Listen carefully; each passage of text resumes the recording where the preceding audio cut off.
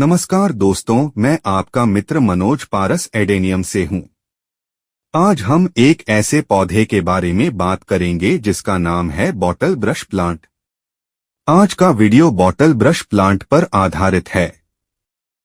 इसमें हम आपको बताएंगे कि आप घर पर बॉटल ब्रश प्लांट कैसे लगा सकते हैं और इससे अपने बगीचे में खूबसूरती कैसे ला सकते हैं।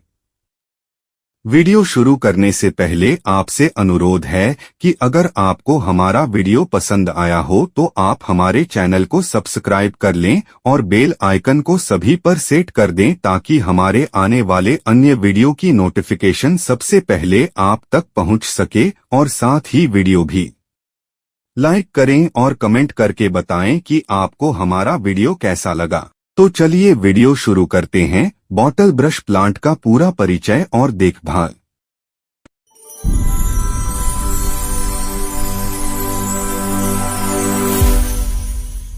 तटीय और उष्णकटिबंधीय दक्षिण में बागवानों को तेजी से बढ़ने वाले बॉटल ब्रश के रंग बिरंगे फूल बहुत पसंद हैं, जो घने स्पाइक्स या लंबे ब्रिसल जैसे पुंकेसर वाले गोल गुच्छे हो सकते हैं, इसलिए इसका नाम बॉटल ब्रश है।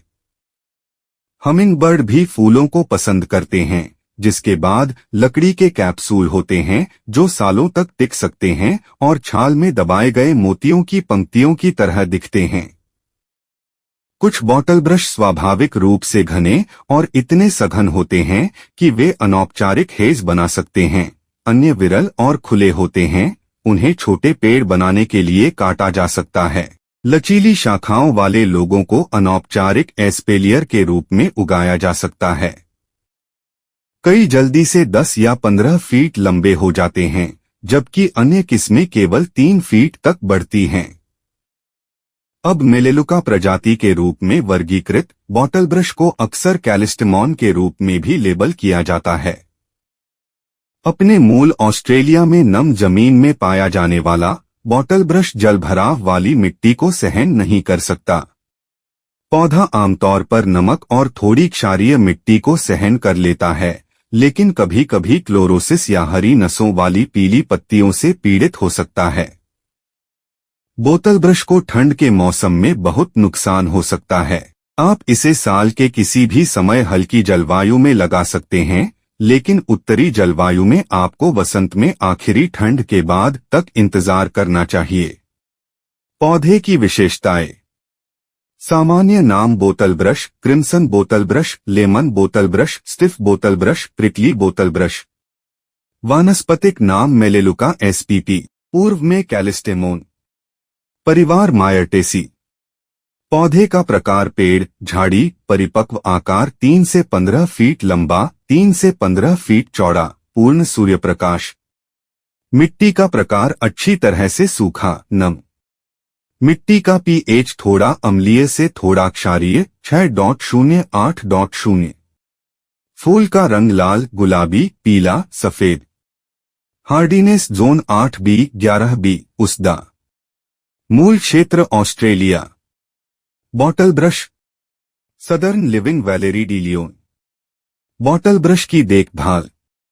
आमतौर पर फूलदार झाड़ी के रूप में खरीदा जाने वाला बॉटल ब्रश को एक एस्पेलियर का आकार दिया जा सकता है या पेड़ का रूप लेने के लिए काटा जा सकता है। तटीय और उष्णकटिबंधीय दक्षिण के बगीचों में पूर्ण सूर्य प्रकाश में अच्छी तरह से सूखा मिट्टी में बॉटल ब्रश लगाएं।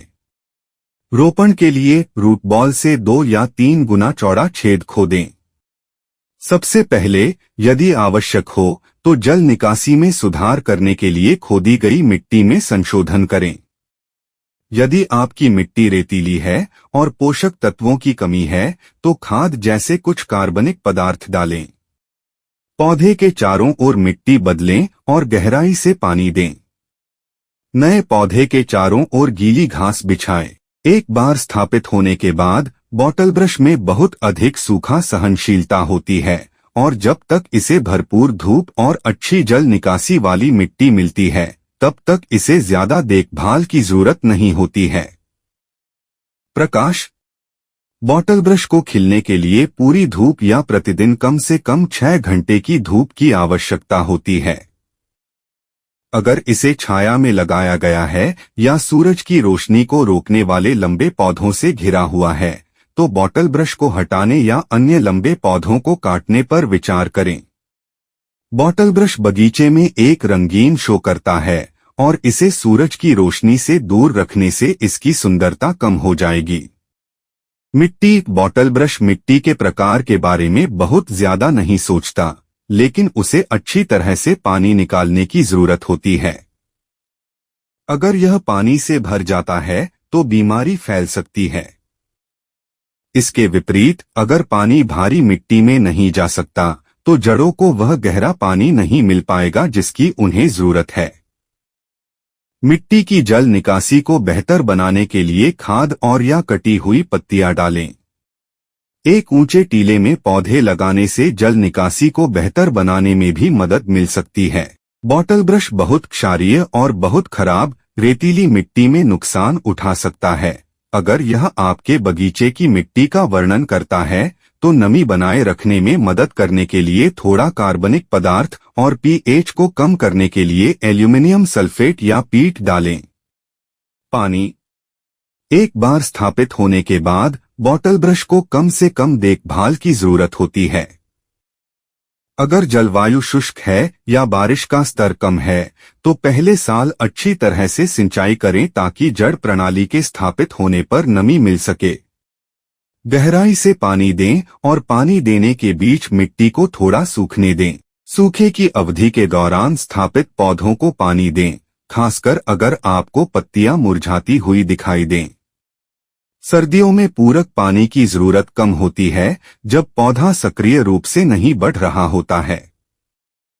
तापमान और आर्द्रता बॉटल ब्रश को गर्मी पसंद है और यह आर्द्र जलवायु में भी बढ़ सकता है, बशर्ते इसकी मिट्टी अच्छी तरह से सूख जाए और गीली न हो। यह पौधा शुष्क जलवायु में भी अच्छा कर सकता है, लेकिन यह रेगिस्तानी पौधा नहीं है। लंबे समय तक सूखे के दौरान पानी देने से बॉटल ब्रश को लाभ होता है। चूंकि यह मध्यम रूप से नमक सहिष्णु है, इसलिए बॉटल ब्रश तटीय उद्यानों के लिए एक अच्छा विकल्प है। अधिकांश बॉटल ब्रश किस्में जोन 8B या 9 में सर्दियों में जीवित रहती हैं, हालांकि कुछ ठंड हार्डी किस्में अब जोन 7 के लिए उपलब्ध हैं। हालांकि बॉटल ब्रश सदाबहार है, लेकिन पाला पत्तियों को नुकसान पहुंचा सकता है या मार सकता है।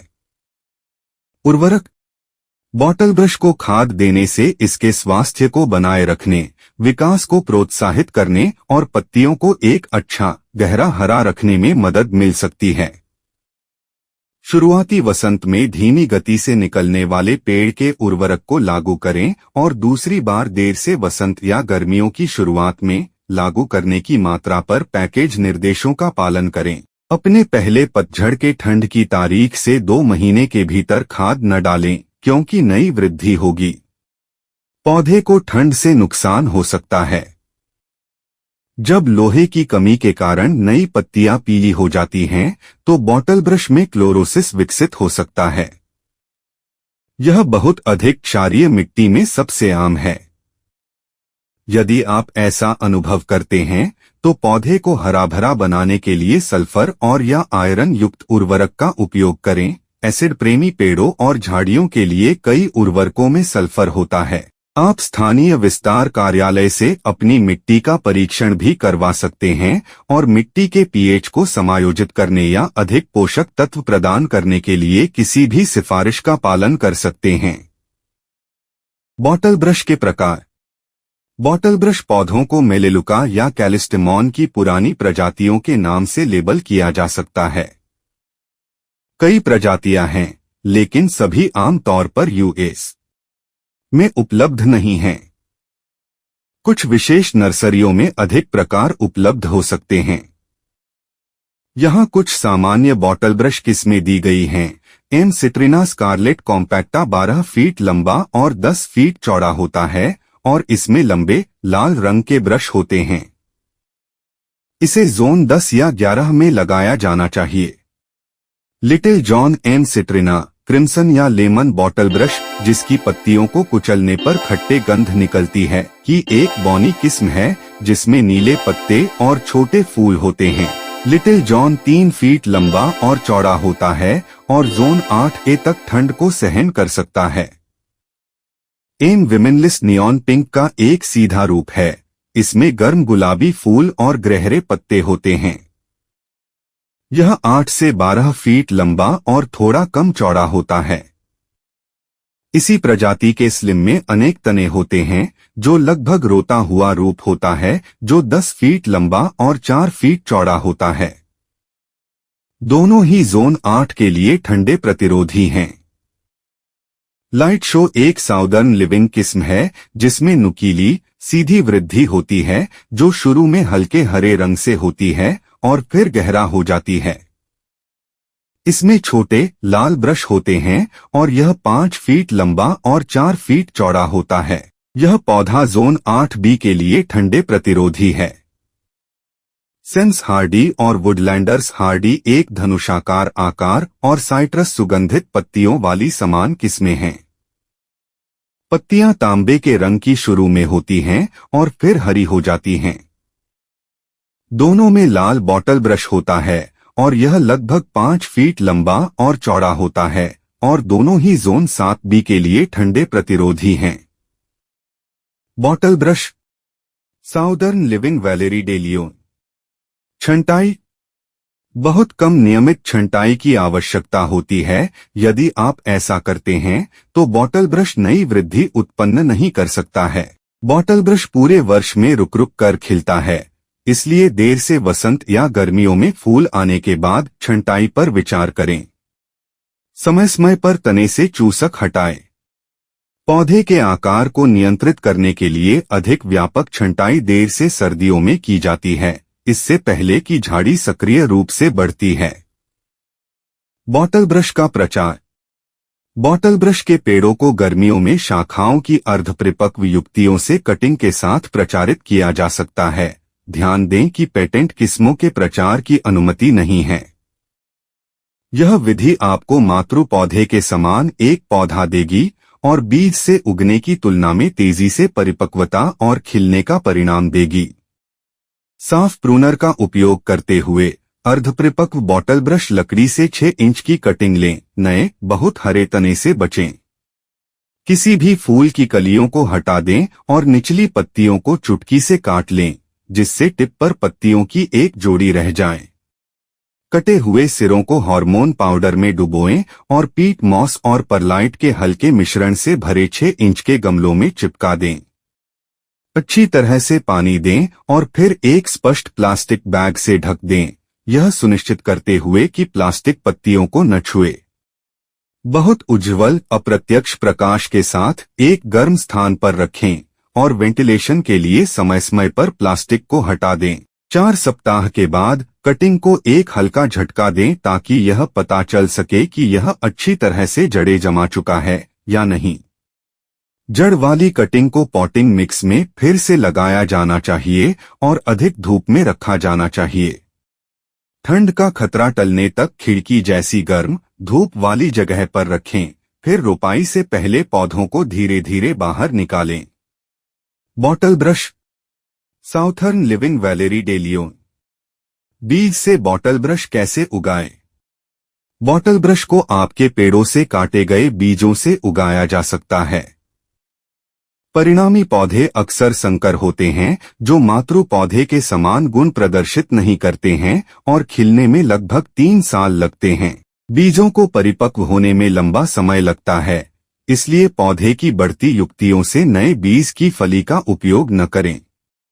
इसके बजाय शाखाओं के नीचे 2 साल पुराने बीज कैप्सूल का चयन करें।